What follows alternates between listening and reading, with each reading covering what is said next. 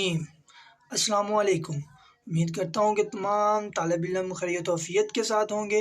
आपका मेज़बान शराज़ अहमद। लेक्चर शुरू करने से पहले रोज़ाना की तरह एक दफ़ा सूरत फ़ातिहा, 3 दफ़ा सूरत इख़लास, अव्वल आखिर दुरूद शरीफ पढ़कर इनको बख्श देंगे जो दुनिया से अभी तक चले गए हैं। फिर अपने लेक्चर का बाकायदा आगाज़ करते हैं रोज़ाना की तरह। अब मज़ीद नीचे चलते हैं तो थर्ड वन पे जो मैंने लिखा हुआ है वो लिखा हुआ है ecological and geological usages of isotope. अब जो एक्रोलॉजिकल यानी कि मैंने जो पहले लेक्चर बनाया था यूजेज ऑफ एसोटोप के अंदर मैंने वहाँ पे उर्दू और इंग्लिश दोनों का साथ मैचअप किया था। तो यहाँ पे मैं मजीद मतलब उर्दू इंग्लिश के साथ करता तो लेक्चर की वीडियो लंबी हो जानी थी। इस वजह से मैंने क्या किया, इसे छोटा मतलब इंग्लिश में बस किया हुआ है।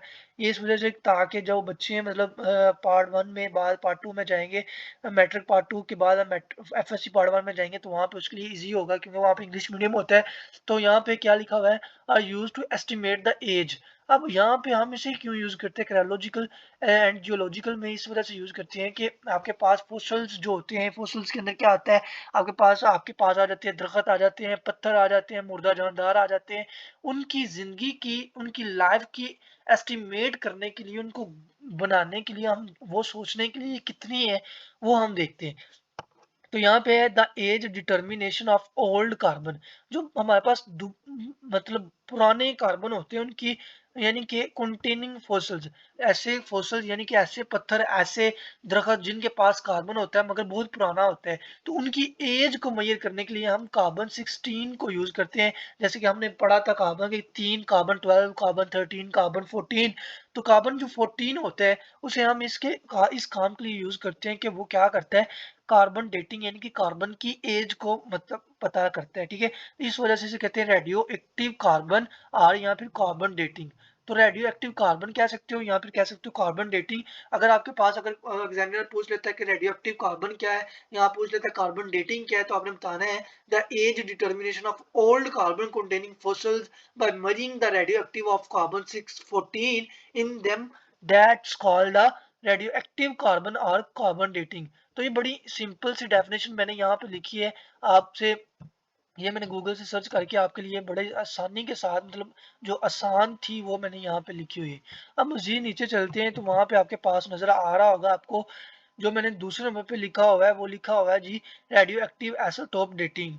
यानी कि रेडियो एक्टिव आइसोटोप डेटिंग क्या होता है, the age determination of every old, यानी कि बहुत ज्यादा ओल्ड, यानी कि ये जो आप इसकी डिटर्मिनेशन करते हो ये बहुत ज्यादा ओल्ड होते हैं। यानी कि बहुत ज्यादा ओल्ड ऑब्जेक्ट, यानी कि जैसे आपके पास दरख्त होते हैं, बहुत बहुत बूढ़े दरख्त होते हैं, उसके साथ साथ आपके पास अगर कोयला आप जमीन से निकालते हो तो उसके अंदर उसकी मतलब एज को फाइंड करने के लिए हम हाफ लाइफ मेथड यूज करते हैं। अब हाफ लाइफ मेथड क्या होता है, इसके ऊपर मेरा एक लेक्चर बना हुआ है, वो मैंने डिस्क्रिप्शन के अंदर लिंक दे दिया, आप वहां से देख सकते हो। अब हाफ लाइफ मेथड के जरिए आप उसकी भी एज फाइंड कर सकते हो। तो इसे आप क्या कहते हो, रेडियो एक्टिव आइसोटोप डेटिंग। आप इसकी भी अगर आपको आ जाती है डेफिनेशन तो आप ये वाली लिखोगे, the age determination of very old object based on the half life method of radioactive isotope that's called the radioactive isotope dating. तो ये आपने लिख लेनी है। ठीक है, तो उम्मीद करता हूँ कि जियोलॉजिकल और आपके पास जो जियोलॉजिकल एक्रोलॉजिकल यूजेज था आइसोटोप का वो भी आपको समझ आ गया होगा। तो उसके बाद मैंने यहाँ पे एक और लिखा हुआ है केमिकल रिएक्शन और स्ट्रक्चर डिटर्मिनेशन, यानी कि केमिकल रिएक्शन के अंदर जो स्ट्रक्चर डिटर्मिनेशन होता है वो कैसे होता है।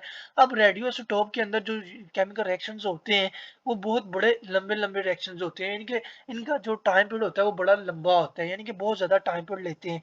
अब यहाँ पे रेडियो एक्टिव आइसोटोप लगाए जाते हैं ताकि वो केमिकल रिएक्शन के अंदर देखें कि यहाँ पे क्या हो रहा है और किस तरीके के साथ काम आप ये कर रहे हैं। ठीक है, अब यहाँ पे जो एग्जांपल्स हैं, ये एग्जांपल के अंदर आपको ज्यादा समझ आएगी। कार्बन 14 है आपके पास, जो कार्बन 14 है वो यूज किया जाता है कार्बन डाइऑक्साइड के अंदर। तो कार्बन डाइऑक्साइड के अंदर जो कार्बन 14 होता है वो पाया जाता है। अब कार्बन 14 के अंदर कार्बन डाइऑक्साइड तो मौजूद है, मगर जो कार्बन डाइऑक्साइड है वो किस वजह से यूज किया जा रहा है। अब कार्बन डाइऑक्साइड के जो यूजेज है वो आपको दिखाई दे रहा है कि यहाँ पे फोटोसिंथेसिस के तौर पे हम इसे यूज कर रहे हैं। ठीक है, यहाँ पे मैंने हाईलाइट भी कर दी है। अब जो फोटोसिंथेसिस होता है इसके ऊपर आपने ये मेरा लेक्चर लिया होगा ना, ये आपने लिया होगा मेरा लेक्चर, जो कि आपके मैंने बना के रखा हुआ है डिस्क्रिप्शन के अंदर, आप वहां से देख सकते हैं वैसे भी, तो अगर आपने नहीं लिया तो। वैसे भी मैंने ये किया हुआ है, बताया था फोटोसिंथेसिस क्या होता है। तो फोटोसिंथेसिस के ऊपर हमने बात की थी, तो यहाँ पे कार्बन डाइऑक्साइड यूज़ अप होती है। यहाँ पे मैंने रिएक्शन भी लिख दिया, कार्बन डाइऑक्साइड के अंदर आप क्या करते हो, 6 कार्बन लेते हो। यहाँ पे मैं रिएक्शन को समझाने की अगर तरफ जाऊँगा तो वीडियो लंबी हो जाएगी, ठीक है?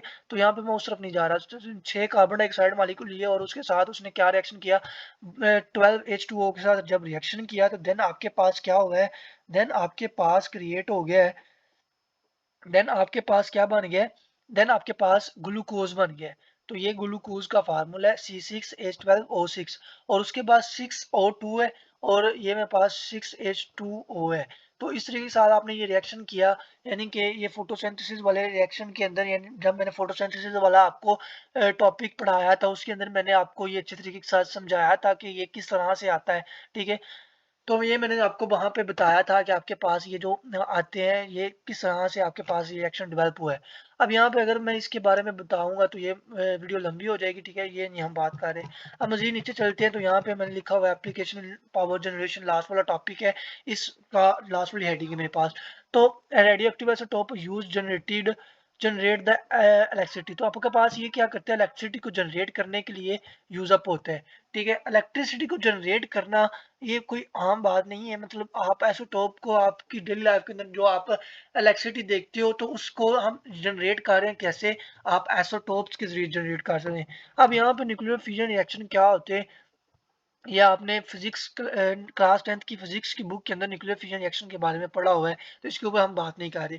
अब मजीद नीचे चलते हैं तो वहां पे आपको नजर आ रहा है U235, यानी कि यूरेनियम का आपके पास एक एटम है। तो उसके अंदर आप क्या करते हो, आप बड़े स्लोली उसके ऊपर न्यूट्रॉन की बुछाड़ करते हो।